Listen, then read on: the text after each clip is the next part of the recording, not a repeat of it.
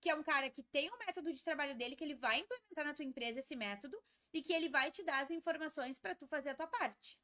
E tem o social media, que é assistente, que espera que tu diga para ele o que tu quer fazer e ele vai lá e faz método de arte e joga nos teus peitos, tu que lute. Então, vocês têm que saber com que profissional vocês estão trabalhando. Óbvio que um profissional que tem essa clareza já vai custar um pouco mais caro. Mas eu vou dizer para vocês, vale a pena tu ter um assessor em um departamento importante do teu negócio do que tu ter um assistente em cada um ou um assistente geral que tu tenha que dar as diretrizes. Porque, de novo, nós não sabemos as diretrizes de tudo. A gente precisa de alguém.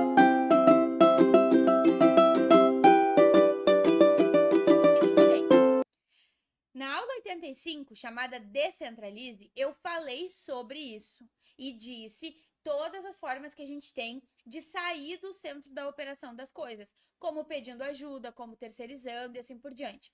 Hoje a gente vai falar sobre isso exclusivamente no profissional, tá? Então vamos parar de, eu preciso de alguém para fazer tal coisa. Não se preocupem com o que a pessoa vai fazer, mas com o resultado que é esperado que ela gere.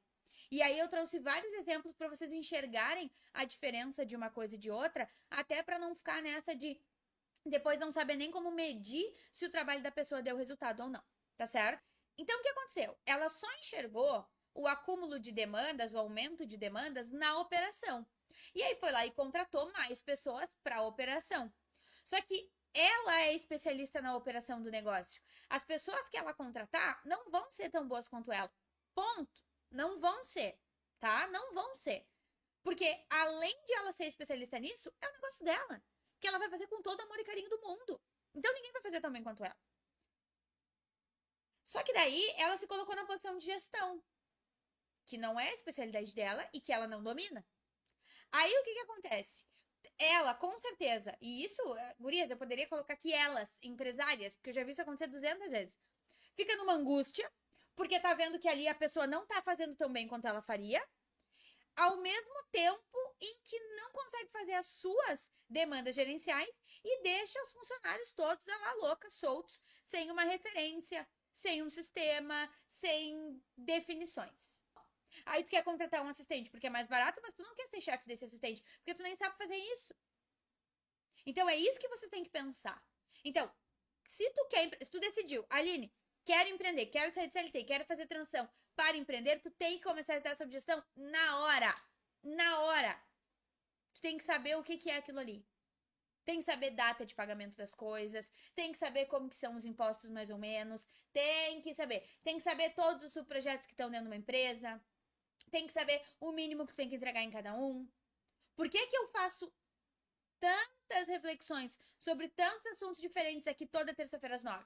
Para vocês terem a base, para vocês saberem o que tem que olhar. Me faz muito mais sentido também. Se ela tivesse feito isso, ela não estaria com tanto problema financeiro, porque agora ela tem um monte de gente para pagar. É possível que tenha baixado a qualidade da entrega dela, porque tem mais isso. Quem tá acostumado a ser atendido pelo dono, dificilmente vai querer ser atendido por outra pessoa. Então tu vai ter que prospectar gente nova. Tu vai precisar de mão de obra, e aí tu não vai ter, porque tu tá fazendo outra coisa.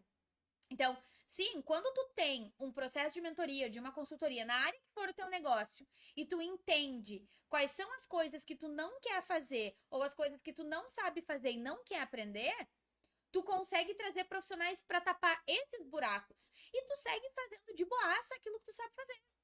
E aí, depois eu tenho que levar em consideração as minhas competências técnicas, porque, de novo, daqui a pouco tu tá tentando trazer um cara para fazer aquilo que tu faz como ninguém. E aí tu tá sendo inocente, para não dizer burro.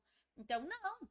Tem que levar em consideração. Isso é a base do autoconhecimento, né? Se eu sou muito boa nisso aqui, eu vou fazer isso aqui porque ninguém vai fazer melhor do que eu. Agora, tudo aquilo que ninguém faz, quer dizer, que todo mundo faz melhor do que eu, pois então vamos trazer alguém para fazer, porque daí a gente equilibra a excelência dos projetos da empresa.